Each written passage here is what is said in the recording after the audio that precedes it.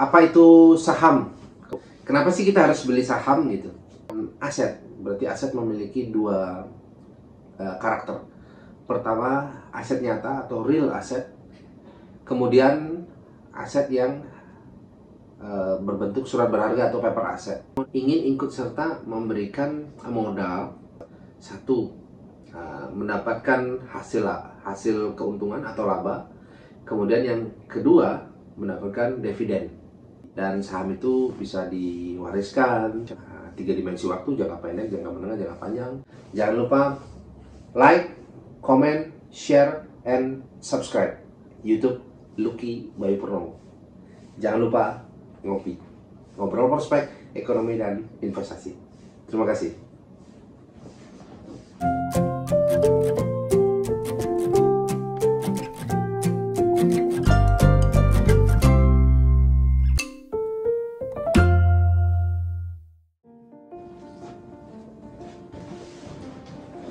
Halo sahabat ngopi, apa kabar? Kembali lagi di channel YouTube saya, Lucky Bayu Purnomo. Kali ini kita akan ngopi, ngobrol prospek, ekonomi, dan investasi. Untuk itu kita ngopi dulu.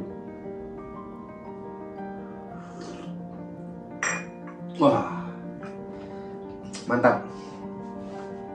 Sebelumnya jangan lupa like, comment, subscribe, and share YouTube Lucky Bayu Purnomo, dan ikuti terus channel ini dan berikan komentar di bawah agar kita dapat memberikan konten-konten yang bermanfaat untuk memperoleh prospek ekonomi dan investasi.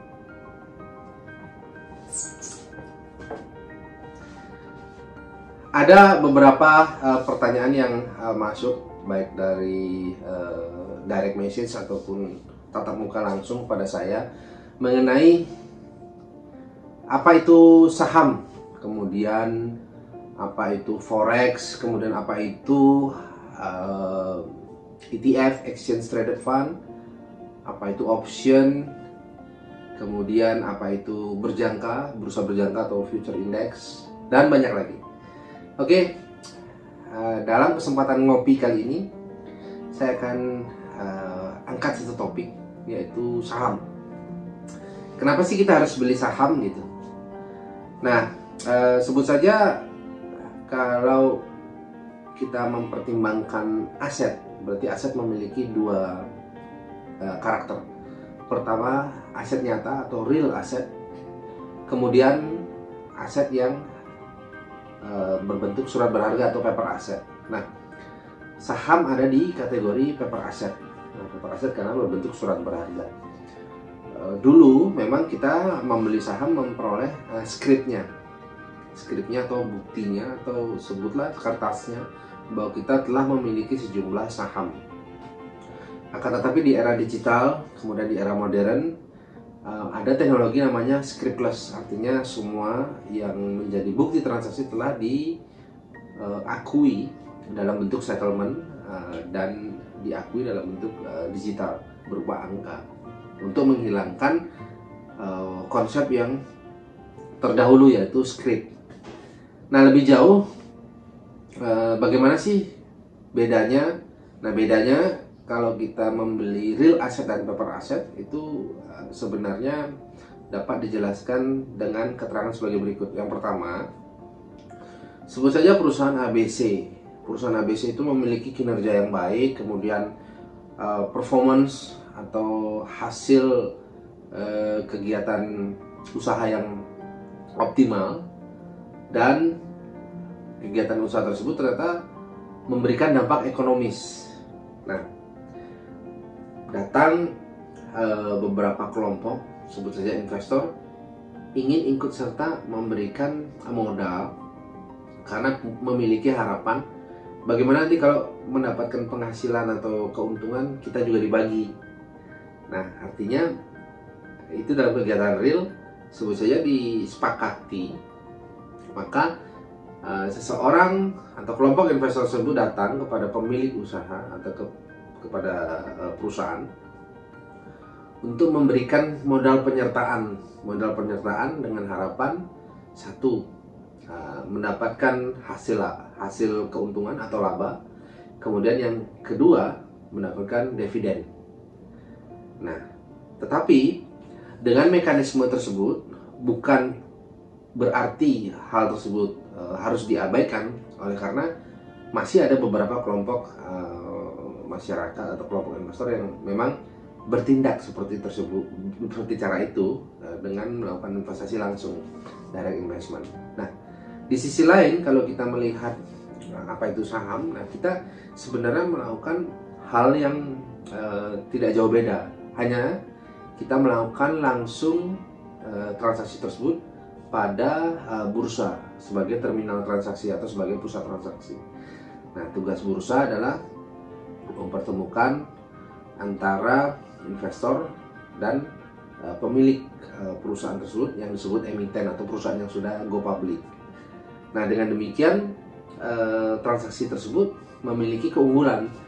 Kenapa memiliki keunggulan? Karena dianggap jauh lebih liquid, jauh lebih cepat, kemudian jauh lebih volatile atau sebutlah jauh lebih lincah, agresif. Karena apa? Telah dipertemukan dalam satu momen, yaitu momen transaksi di bursa. Nah, kalau di Indonesia adalah Bursa Efek Indonesia. Kalau di Amerika adalah bursa efek yang ada di negara tersebut, karena umumnya bursa tersebut mengacu kepada lingkungan atau wilayah-wilayah. Sebut saja New York Stock Exchange, kemudian London Stock Exchange, kemudian banyak lagi Australian Stock Exchange, Singapore Stock Exchange, dan banyak lagi. Nah, di sana para investor tersebut sebenarnya mendapatkan hal yang sama seperti investor yang berinvestasi di real asset. Nah, kalau di paper asset, sisa hasil usaha tersebut dijelaskan melalui bentuk dividen. Nah, apabila perusahaan tersebut menghasilkan keuntungan, maka perusahaan tersebut membagikan dividen, dan dividen dapat dinikmati oleh para investor yang melakukan investasi dengan membeli saham atau lembar sahamnya di bursa. Yang kedua, kemudian apabila perusahaan tersebut mengalami keuntungan atau kenaikan laba, maka perusahaan tersebut dapat memberitahukan pada publik, karena perusahaan go public, bahwa laba tersebut akan digunakan untuk apakah itu ekspansi ataukah merger ataukah akuisisi, dengan harapan apa? Peningkatan dividen di masa yang akan datang itu dapat lebih tinggi, karena apa? Dividen menjadi salah satu harapan daripada pelaku pasar. Nah, kemudian yang ketiga, tadi yang pertama adalah laba, ya, laba nanti dirapatkan dalam rapat umum pemegang saham. Nah, walaupun hanya memiliki sebut saja satu lot atau jumlah lembar saham yang tidak begitu banyak, para investor ini tetap memiliki hak untuk memberikan suara, karena diakui sebagai pemegang saham secara legitimate atau secara resmi. Nah, kemudian yang kedua, dividen. Apabila nanti hasil keputusan perolehan laba tersebut ternyata dapat digunakan untuk kegiatan akuisisi atau merger atau justru ekspansi, maka apabila ada dividen, dividen tersebut menjadi harapan berikutnya. Kemudian yang ketiga, yang terakhir ini adalah para investor dapat memperoleh selisih jual beli. Karena apa? Pada saat itu pula ketika saham tersebut diperdagangkan, maka pada saat itu pula kita dapat melihat atau langsung mengeksekusi apabila transaksi tersebut memang benar-benar dianggap atau dinilai memberikan selisih harga yang optimal atau yang menguntungkan. Nah, bedanya kalau di perusahaan yang real atau real asset, kita tidak dapat serta-merta untuk melakukan jual beli, karena prosedurnya dilakukan dengan prosedur langsung atau direct investment. Ya, tentu akan menempuh banyak hal, ya. Kita kalau mau jual beli harus ke notaris, ke mana-mana, memenuhi syarat-syarat jual beli saham, karena transaksinya dilakukan dengan mekanisme konvensional atau langsung. Nah, kalau saham kita bisa mendapatkan keuntungan apabila selisih harga tersebut memang dinilai layak untuk didapatkan oleh para investor. Nah, sekian ngopi kali ini mengenai kenapa sih kita harus beli saham, dan saham itu bisa diwariskan, saham itu bisa diinvestasikan dalam 3 dimensi waktu, jangka pendek, jangka menengah, jangka panjang, dan banyak lagi.